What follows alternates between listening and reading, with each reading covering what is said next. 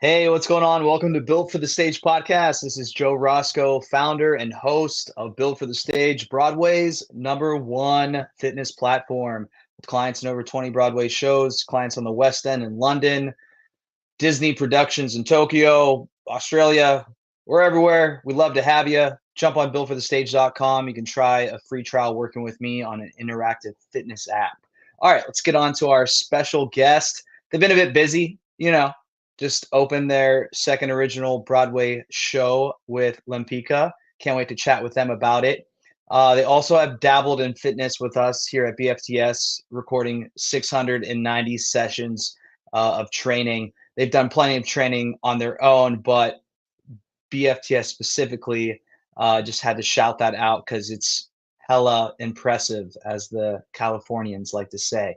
They also, before opening Lempicka, were just at Paper Mill a bit ago doing a production of The Great Gatsby that's also on Broadway now. So they've just been here, there, and everywhere. They're swinging Lempicka.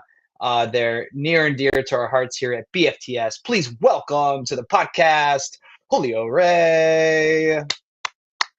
What's going on, my friend? How are we? Recovering from opening night. Still Um, recovering, in but in living the what life. in what way? A headache kind of way? What kind of way? Oh, I'm just so tired. It was finally our one night to go party. But damn, I'm it was a telling fun you, time. what time did you get in that night? What time did you rest your head on the pillow? Ooh, I think I got home at like 4 a.m. Yeah. Okay, not bad, not bad. It's not You did bad. It's not bad. I've done worse. No, right? but I just knew my body doesn't do what it used to do in college. Yeah, But like yeah. for me, 4 a.m. That's late. That's late. That was good enough, right? Oh, absolutely. We lived it up. You didn't get to see the sunrise, but it was close enough.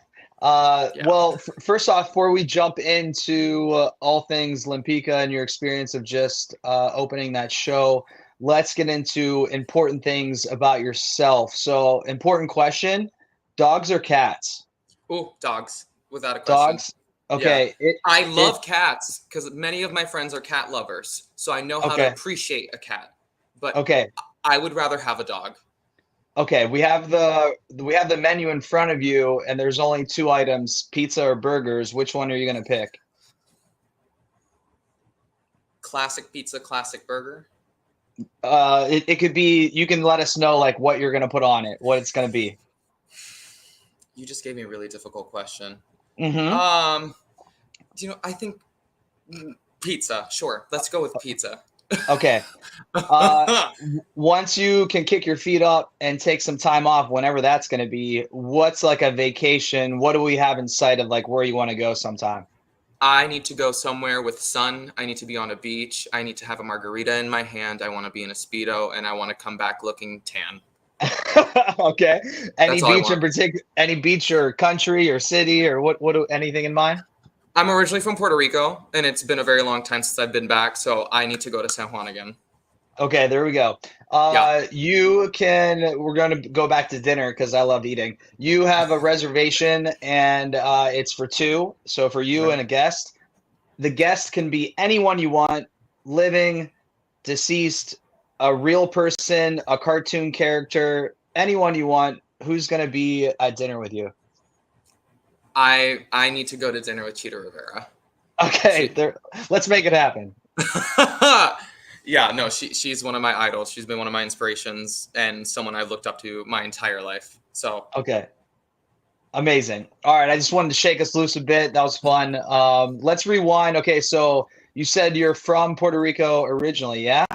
yes, yes I am. Okay, and then when did you come over here to New York, or like when did you come over to the ground central, if you will, of the U.S.? Sure. I was born in Puerto Rico, and then when my dad wanted to go get his master's, that's when we moved to the States. So I was like about 2 years old. Okay. And then we were in Minneapolis, Minnesota, right? Wherever Purdue is. Okay. And we had every intention of moving back to Puerto Rico, but my dad just kept getting more and more work. And then we just kept moving all over the country. I grew up moving everywhere.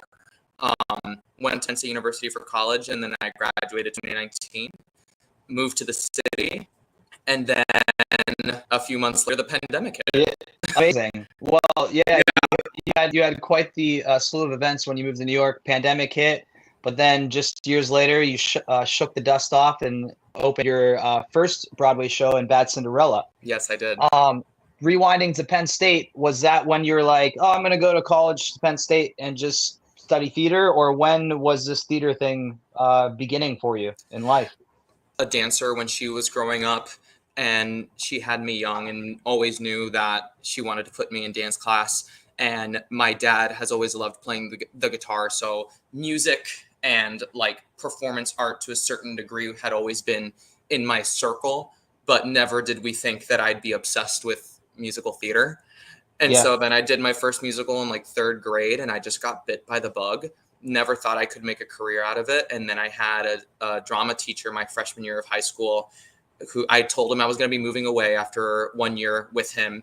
And he was like, let's have a meeting because I need to talk to you.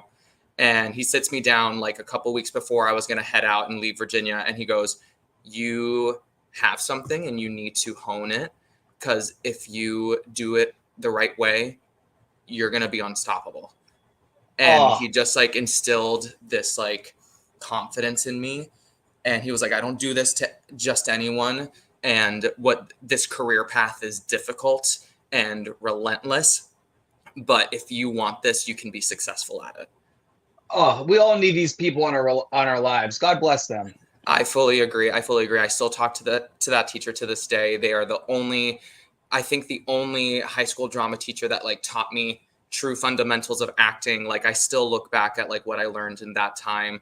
And I don't think I'd be where I am if I didn't have him sitting me down being like, let's talk about what it means to be equity versus non-equity. Let's talk about what it looks like when you're looking at regional theaters and their audition breakdowns. Like he basically had like a solo session with me for about an hour and a half, just like, this is what you look for in a BFA program. Here's what it looks like when you move to New York. So I'm indebted to him. Oh, sweet. Yeah.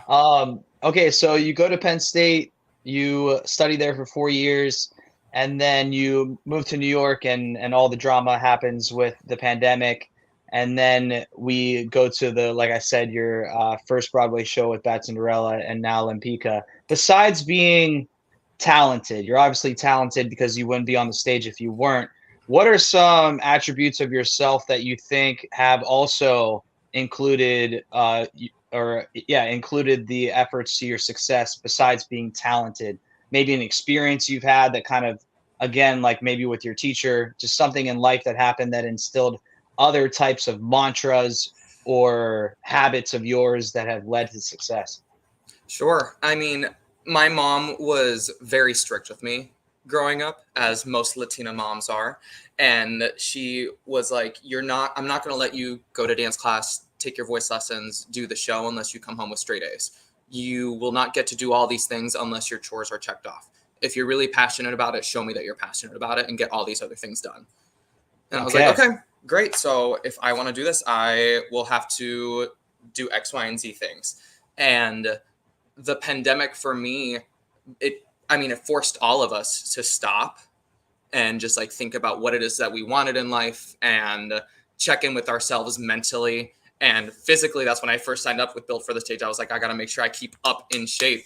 And during the pandemic, I really set up a routine for myself to be like, okay, if theater comes back, I want to be ready. I love what I do so much, and I don't want it to seem like when I come back, I've regressed in any way. Although there is totally space for that because of the circumstances we were put in. I just knew that I wanted to be at the peak of my performance level. So I like got into the routine of like journaling just to be able to process anything that I was dealing with mentally. I had a vocal routine I went through every single day. I made sure to set aside time to work out so that physically I was feeling good. I would be reading plays. I'd be studying new music. Like I always gave myself something to do. And then on top of like focusing on my passion, I would try and find something new, a new craft, a new industry to look at and study up on, just to like keep myself informed and to open my horizons to like how I could apply my skills in other places. So I like to keep busy. I like to learn. Okay, let's zoom in on that. I want to go back to some other things you said, but let's zoom in on that. What are some interests of yours that you took up outside of theater? Sure. For a good chunk of the pandemic, I was living with some chosen family, and they were out in El Paso, Texas. And there was a random modeling agency that was out there that was still up and running during the pandemic. So then, while I was there, I took modeling classes because why not? Like I was taking runway walking classes. I was taking classes about posing and like how to style yourself. And they even set up like a photo shoot for me where we sat down and we planned out like find some inspiration photos. Let's like put together some outfits based on a vibe so that we can like send you to New York with a portfolio. And that was my first time ever like truly being comfortable in front of a camera, and also so far away from like, you get stuck in New York and like there's a lot of people chatting, there's a lot of eyes on you, and sometimes it can be really intimidating when you're around so much talent, so many beautiful people. So it was cool to be completely different state, different scenario altogether, and just be like, yeah, let me just try this. Why Yeah. not? I also was studying to be a personal trainer during the pandemic, so I was training people as well. I really love fitness. I love the science behind it. Um, yeah, those are like two Yeah. like the big things that I worked on during the pandemic outside of theater. The fashion part of the modeling that you were dabbling in had to have paid off for your two opening nights. Did you enjoy getting to choose your outfits, or did you style yourself, or how did that go? These past Well, opening nights? it's funny that you say that because for Bad Cinderella, I had actually ordered an outfit online like 2 months before opening, and it never arrived. And then No. 4 days before opening, I was like, I need to do something. I need to like go get something. I don't have time to order it, but I also don't want to show up in something that is like from an H&M or off the rack like that. So I Yeah. was able to go to a store, and like what I came up with the help of some very, very close people in my life, um, really came together beautifully. And I could not be happier with that look from opening night at Bad Cindy. And Uh-huh. then honestly, Lempicka, the process for the show has been so long and exhausting. I Mm. just didn't have time to really go into what I wanted to do. But we were told it was going to be a black tie event. And I was like, you know what? Nothing will ever, no one will be let down by something simple and classy. So I just went with the suit, and I was also very satisfied with that. Yeah, yeah. Okay, so let's get into Lempicka and your experience. You just said it was very busy. You're swinging the show. Have you ever been a swing in a show previously? Never. Okay, so this is where the the full plate is coming in. Yeah. Oh, So yeah. tell us about you get cast as a swing. Are you petrified, or are you like, I can do it? Well, what was that? What was that like when you got the offer? I was nervous at first because I've had some experiences in school and in other places where I sort of felt like it was not going to be something I would be capable of. Um, but I will say I had an experience with Bad Cinderella because I was the Prince Sebastian cover, and I got thrown on and made my principal debut with no rehearsal and very little preparation. And that night, I sort of blacked out, but I did everything I needed to do. And I left that night so satisfied with my work because it was like one of the first times I didn't think. And I just made sure I was on top of the work outside of the rehearsal studio, even if no one was telling me what to do. So that experience definitely was like, okay, I know I'm capable of doing one track with no assistance at all. If all I'm doing is focusing on other people, maybe I can do this. I just won't know until I'm in it, Yeah. you Yeah, know? yeah. Okay, so with Yeah. this experience, you came in with a little bit of uh, a past from the previous show of maybe how you would approach it, but now you have multiple tracks to cover. How many tracks are you covering in the show? Five. It's five women and five women, five men. Okay, And so I and cover the then five men. and did you lean on anyone to give you advice on how to organize all this, approach all of this, or did you Oh just my kind of gosh. wing I it mean, on your own? the whole swing team, everyone, they're all so amazing, and they all have experience with swinging. My swing brother, Michael Milcannon, also did Bad Cinderella with me, and Michael is also our dance captain. So I've leaned on them a lot. The biggest thing that I've learned though is like at the end of the day, there's not one right way of doing it. And you just sort of have to find what works for you. And you don't know what works for you until you're in the moment trying to figure it out. I would find myself at times looking over at my fellow swings and seeing how they're doing stuff. And oh my gosh, one of our swings, Veronica, she is so good at just has her iPad out, is taking all the notes, typing it out as it's happening in real time, charting. Then we have Mary Page, who's doing all these like maps and whatnot with the arrows, and then Michael with his iPad dance captain. And I would find myself just so overwhelmed thinking that I was not doing enough, because I was sitting there, I'm like, I don't know what to write down. They're changing so much, like what? And I would get overwhelmed just watching them. Yeah. And today, my current process is sort of just like learning base choreography for everyone and then just internalizing what everyone's doing. I tried to do the laptop thing. I tried to write everything out. I tried to do all the notes, but it got to a point where, like, as you know, new musicals and in the preview process, so many things are changing.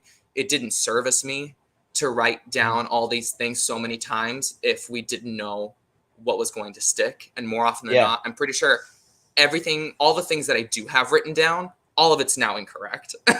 So ultimately it didn't serve me. We actually had our first on-stage swing rehearsal this past week that personally it went much better than I expected for me. And I was like, oh wow, look at all this information that I just have absorbed just from watching and trying to do stuff on my feet. It's been interesting trying to figure out what works and what's the right way for me. Yeah, I love what you said to start off your answer, because it's so applicable to everyone and all circumstances. Is just that it's not one size fits all. It's going to be specific and detailed to you. And you can never know until you actually put yourself in the position and do it. So everyone listening out there, whatever you might be shuffling your feet on or hesitating to do, you just got to jump in and you're going to figure it out. That's what life's all about, right? So many of us look around thinking everyone's got to figure it out when no one's got to figure it out, but it's just about the bravery of jumping in. 1000%. And also, like, when you're part of a company, especially one like Lempicka, everybody is so wonderful. And if we all just lean on each other, like, everything will be great in the end. My swing brother went on during previews, and it was a very last minute thing. And it was such a beautiful thing to watch because they told him, you're going on. I sat there and I was like, all right, let's go. Top of show. Let's talk about it. Where do you start? We went through it all. And watching the show, you could see how, like, people in the ensemble were helping him out, making sure that he got to where he needed to be. And, like, it's not just like, you're not just on your own. You have a community of people that's going to help you get through it. Yeah. Okay. I love that. All right. So we're talking Lempicka. This isn't like, I don't know, a movie musical about the Titanic or something that everyone knows. Give us, for the listeners that might be listening, being like, I don't know what the hell they're talking about. Give us the 1 minute cliff note on what this musical is about. Sure. So Lempicka is about the famous artist, Tamara de Lempicka, and basically a brief and fast snapshot of some of the biggest points of her life. From the show starts off with her about to get married in Poland, and then the Russian Revolution begins. And then you see her and her husband and daughter basically create a new life for themselves in Paris. She goes back to her passion of painting, that which was always looked down upon for women at that time. That's always there's a line in the show, painting is a fun pastime for a girl before she lands the right husband. And so then she basically creates her own revolution and paints what she believes a woman could be, which then influences the fashion of the time, which then influences women finding their power and how they speak up in the world. But then you are also seeing her navigating her life in Paris as Hitler then gets elected, and how then that starts to influence the politics of things in Paris, and how everything happening in Germany is starting to trickle down. And then seeing her then also escape Paris to then go to the United States. It's a fascinating story. It's unlike anything I think anyone's ever seen. I love it. I can't wait to see it. I'll probably hop over in July. So can't wait. What's it been like seeing Eden Espinosa do her thing and be in the room with her and see her on the stage and just because Oh, me, I'm gonna date myself a bit, but like I'm in high school just like rocking out to Brooklyn and that epic what's the never once been more upon a time. Yes, yeah. yes. That Haven't we epic all? that epic belt at the end. More Yes. right. Oh, like come on! Just I was listening to that on repeat here in the Midwest as a young little theater boy. So yeah, tell us about what that's been like being in the room with her. She is just the consummate professional. Mm. She just like knows how to vocalize what she's feeling. She knows how to get what she wants, and she also knows how to stand up and speak up for her cast, which is like Mm. so amazing to witness, especially because when you come to see the show, this is a hard show for Eden. It is exhausting. She hardly ever leaves the stage vocally. It is vocal gymnastics. It is the Olympics of vocals in this show. Yeah. And it is just so refreshing to watch someone in her position just like handle it all which with such grace. She's a beautiful human being. I'm honored that I get to share the space with her and learn from her. Amazing. Before we hop off the call, everyone that's listening, we've been touching on like the good, the good, the good. I love to dive into like a couple of the valleys before this wave of momentum hit with Bad Cinderella, with Great Gatsby at Paper Mill, now with Lempicka. What was the time when you're like, or maybe even in that momentous wave, you still were feeling like, oh, I just don't have it in me, or nothing's going my way. Like, give us a moment in your career as you've been starting out here where you've had some bumps in the road and how you got through that, just so that our listeners have some insight again from another guest who can tell them like, hey, we're not all just having the carpet rolled out for us and everything's butterflies and rainbows. Absolutely. I mean, I think it's valid to say that even those of us that are lucky enough to be on Broadway, and like for me, I feel very lucky and I'm extremely grateful that in 1 year I've gotten to do 2 Broadway shows. Mm. That doesn't happen a lot, and I'm very grateful for that. And even with those things, the in between and the before, many low lows, many high highs.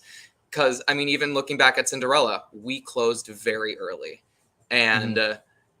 that is hard when all of a sudden you're getting that consistent pay and out of the blue that's done, and then you're back to side jobs that clearly don't pay as much. Before Bad Cinderella, if something that all of my friends know about me is that I grind and I grind hard Mm. because I need to make sure that I'm feeding myself, that I'm paying my rent, that I have a place to live. I always make sure that I have something lined up work wise, even if it's not theater related. Even Yeah. for Bad Cinderella, we closed on a Sunday, and the next day I had a 9 a.m. start time for my temp job And for like 4 weeks. this is thanks to mom still, right? That instilled that hard work ethic in you. Yeah. And also life just keeps going. So Mm. then you sort of have to find like what you need to keep your spirits up, because New York people are going to keep going. They're going to keep hustling, doing their thing. And if you're not moving, you're going to fall behind. Yeah. That's personally how I think. So like I just had to keep going. Even when Yeah. I was in Bad Cinderella, Lempicka, Gatsby, I was always looking at the next thing. I'm always trying to solidify what's going to be the next project that's going to bring my next income in. I want to meet as many people as possible. Even if I'm not going in for Broadway shows, I'm going in for like entertainment companies that do dance events. I'm going in for whatever like little modeling things that I can submit for, UGC ads, ambassadors for different companies. I try to Yeah. do it all. And Yeah. I find that even the weird, odd jobs, I end up meeting someone that I end up like working with forever, or I take a skill from that heavily benefits me in one of my theater positions. A lot Yeah. of the admin work that I've done in all my side jobs has really helped me organize a lot of my notes and thoughts when it comes to trying to learn Lempicka. Yeah. Yeah. Okay. I love Yeah. it. Julio, thanks so much for being on the podcast. I know I got to let you go. I'm inspired. You bring the juice. Your energy is contagious. I enter this call after like monotonous laptop work for 4 to 5 hours, and I'm like dragging. And the second you popped on the screen, I was like smiling, like, let's go. I love Let's this. Let's go, go. Julio. So have a great rest of your week. Congrats on opening the show. Can't wait to see Thank it. you. Everyone, make sure you hop on to Instagram, follow Julio, and that's going to be in the description of this episode. Go see Lempicka, go wait at the stage door and wave at Julio or give him a fist bump or a high five, whatever, and just tell him how awesome he is, because he is. Julio, thanks so much. Hey, thank you for creating such a cool community with Built for the Stage. I appreciate all the work that you're doing. Thank you for including me in this. Appreciate it. All right, see you later. Have a good one. Lovely. All right, Julio Ray from Lempicka, Built for the Stage fam. My cheeks hurt from smiling. Like, if we all have to pick our circle of people. Get you someone like Julio, brings the juice. I'm Joe Roscoe with Built for the Stage. Actors are athletes, train like one. Later.